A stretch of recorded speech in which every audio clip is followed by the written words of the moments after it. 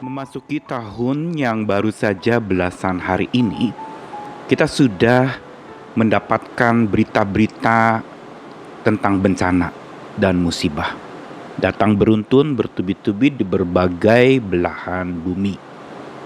Namun yang masih terus berlangsung adalah sebuah pola yang biasa saat meresponi sebuah bencana. Selalu mencari-cari salah siapa. Apa penyebabnya? Mengapa ini terjadi? Pertanyaan-pertanyaan klasik ini seringkali diungkapkan ketika sebuah bencana atau musibah itu terjadi. Yang dibalik pertanyaan ini adalah sesuai dengan pertanyaan mengapa, menanyakan akan nuansa penghakiman. Nuansa menilai, nuansa menuding, apalagi lalu dikaitkan dengan perilaku orang-orang yang terkena bencana di sebuah kota atau negara yang katanya perilakunya melukai hati Tuhan.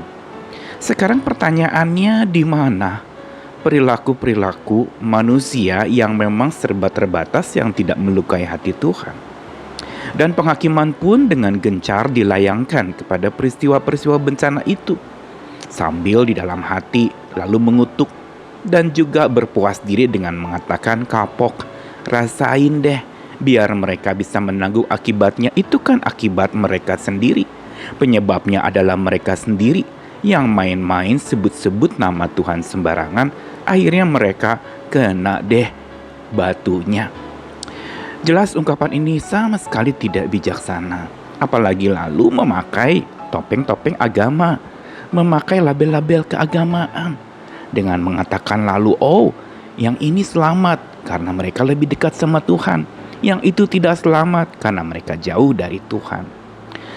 Padahal apakah, pertanyaan lebih lanjut lagi, sejahat itukah Tuhan yang langsung menghukum begitu rupa? Dan di manakah cinta kasih serta anugerahnya yang ajaib itu yang sering dinyanyikan oleh orang-orang percaya? Karenanya kita perlu lihat lagi apa yang sebenarnya kitab suci katakan dengan bencana demi bencana yang memang sudah diprediksikan, dinubuatkan, bahkan sepanjang sejarah bencana itu dari abad ke abad, dari dulu sampai sekarang kerap terjadi. Kita perlu belajar bahwa saat dimana kita sedang merinding mendengar berita bencana dan musibah, kita harus berhenti menuding satu dengan yang lain. Gantilah tudingan itu dengan rundingan. Gantilah tudingan itu dengan bersandingan satu dengan yang lain. Saya Nikolas Kurniawan kembali menemani dalam Sabda Tuhan dari Yehezkiel pasal 7 ayat 25 sampai 27. Sebuah nubuatan atau pesan pengingatan kepada manusia pada zaman itu. Ketakutan datang dan mereka mencari keselamatan tetapi tidak ada. Bencana demi bencana akan datang, kabar demi kabar akan tersiar. Mereka akan menginginkan suatu penglihatan dari nabi, pengajaran hilang lenyap dari imam, dan nasihat dari tua-tua. Raja akan berkabung, dan pemimpin akan diliputi kekagetan, dan tangan seluruh penduduk negeri itu jadi lemas ketakutan. Aku, Tuhan, akan perbuat terhadap mereka selaras dengan tingkah lakunya. Dan aku akan menghakimi mereka selaras dengan cara mereka menghakimi. Dan mereka akan mengetahui bahwa akulah Tuhan. Ungkapan tegas dari Yehezkiel pasal 7 ini Tuhan alamatkan kepada orang-orang yang memang umat pilihan Tuhan. Dan tidak main-main, ayat-ayat itu dialamatkan kepada Yerusalem, sebuah tempat ibadah dan pusat kebanggaan orang-orang beragama pada waktu itu, yang mereka biasanya dari tahun ke tahun beribadah ke Yerusalem. Tetapi berulang kali dikatakan bahwa akan ada bencana, kesudahan yang akan tiba. Tuhan akan mencurahkan murka dan menghakimi mereka selaras dengan tingkah laku mereka. Tentu saja sampai di sini kita akan mulai menafsirkan dengan mengatakan, tuh kan Tuhan menghakimi, yang gak salah dong. Kita sebagai orang percaya juga menilai dan menuding mereka yang berbuat tidak-tidak sampai mereka kena bencana dan jadi korban. Ini yang seringkali kita lakukan, mengambil hak penghakiman dari Tuhan untuk kita lakukan kepada sesama kita. Yang jelas-jelas ini salah. Karena Kitab suci dengan tegas mengatakan hakim yang adil satu-satunya adalah Tuhan. Dan pesan untuk tidak saling menghakimi itu sudah digencarkan dari ayat demi ayat, dari perjanjian lama sampai perjanjian baru dalam kitab suci kita. Yang berarti kalau memang Tuhan mengatakan jangan menghakimi, itu berarti memang hak penghakiman bukan di tangan kita. Hak untuk menilai ini itu bukan dari kita.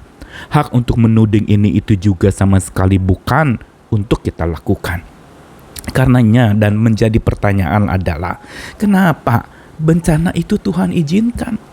Kenapa ketakutan itu datang menyerang dan manusia mencari keselamatan sampai tidak ada? Dikatakan bencana demi bencana akan datang, kabar demi kabar buruk akan tersiar. Mereka ingin suatu penglihatan dari nabi, pengajaran yang hilang lenyap dari imam, nasihat dari tua-tua. Inilah sebenarnya tujuan Tuhan izinkan bencana itu datang. Supaya manusia mencari Tuhan, bukan mencari gara-gara dan mencari siapa yang salah, siapa yang benar. Bukan mencari-cari dan membenarkan diri, merasa diri adalah, oh saya selamat karena saya berbuat baik. Jelas ini bukan satu pertanyaan dan pernyataan yang bijak.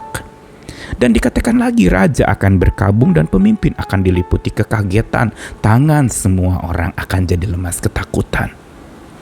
Ini semua mau menandakan bahwa memang Tuhan mengizinkan bencana datang. Untuk apa? Tuhan memang mau menegur manusia. Tapi bukan manusia saling tegur satu dengan yang lain. Bukan supaya manusia saling tuding satu dengan yang lain. Tuhanlah yang berbuat selaras dengan tingkah laku manusia yang saling tuding. Dan Tuhan akan menghakimi mereka selaras dengan cara manusia saling menghakimi. Atau dengan kata lain, Tuhan inginkan lewat bencana yang Dia izinkan terjadi dalam hidup manusia, bukan untuk supaya kita saling tuding dan hakimi, tetapi mengenal Tuhan. Dan karena mengenal Tuhan, akhirnya bencana membawa kita kepada sebuah perubahan yang malah baik, yaitu saling sanding, saling bersanding, bukan saling menuding, dan saling melayani satu dengan yang lain. Tuhan izinkan orang-orang menderita di sekitar kita di bumi ini untuk supaya kita layani. Dan juga bukan lalu kemudian ketika saya bebas dari bencana dan orang yang kena bencana, kita merasa kita lebih benar dari mereka yang jadi korban. Bukan itu dari hikmat asalnya. Karena bila dari hikmat, kita tidak akan pernah merasa diri kita benar, tapi kita terus minta Tuhan taruhkan hati yang takut akan Tuhan. Bukan merasa diri benar, tapi ikut merasakan penderitaan mereka yang sedang rugi besar, yang hidupnya sedang tercemar habis-habisan, yang sedang hancur-hancuran hari ini. Mari kita kembali lagi kepada apa yang Tuhan izinkan, apa yang Tuhan inginkan dari bencana yang Dia izinkan terjadi. Bukan untuk saling tuding, tapi kenal Tuhan yang Maha Hakim. Kenal Tuhan yang justru lewat ini semua supaya kita bertobat semuanya. Bukan menyuruh orang bertobat sementara kita lalu kemudian merasakan dan mengatakan kapok kamu rasain kamu. Bukan itu. Tetapi marilah kita datang kepada Tuhan. Kita berdoa, kita sujud, kita berserah dan memohonkan Tuhan pulihkan segala kehancuran yang terjadi. Gempa di sini, gempa di sana, kebakaran di sini, kebakaran di sana. Dan justru disitulah kita belajar untuk menemukan seperti yang dikatakan. Agar mereka mengetahui bahwa akulah Tuhan. Tuhan ingin dikenal justru lewat bencana itu. Sebagai Tuhan yang tegas tapi sekaligus Tuhan yang bisa memulihkan, Tuhan yang mungkin memporak-porandakan, tapi Tuhan yang juga bisa membereskan dan memperbaiki. Karenanya mari kita berserah lagi kepada Tuhan, dekatkan diri lagi kepada Tuhan dan bertobatlah kepada Tuhan. Supaya kita tidak justru saling mengutuk satu dengan yang lain ketika kita sedang ditimpa oleh masalah, musibah atau bencana. Tuhan mengasihi kita, Tuhan mengasihani kita. Tuhan Maha Besar, Dia selalu menyertai kita yang sedang ditimpa beban yang berat dan besar itu. Amin.